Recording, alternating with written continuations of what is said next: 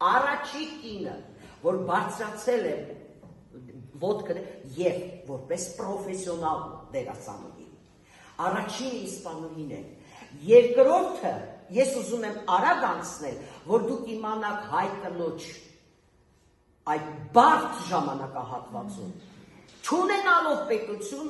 որ տեղում է հայ կինը։ Սա իսկապես հպարտանալու բան է, ժողովուրդ։ Ուրեմն, երկրորդը, բնականաբար ֆրանսուհին էր, Մոլիերի կինը, Մադլեն Բեժարը և իր աղջիկը Արմանդա Բեժարը։ Երրորդ տեղում գալիս է,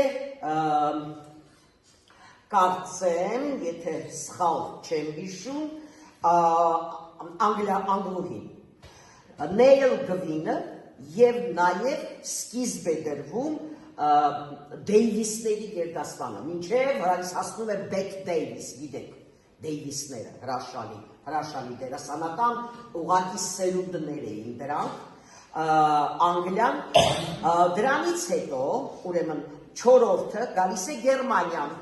Կարոլին Նոյբերը, առաջին ոտքը դնողը, դա արդեն գալիս է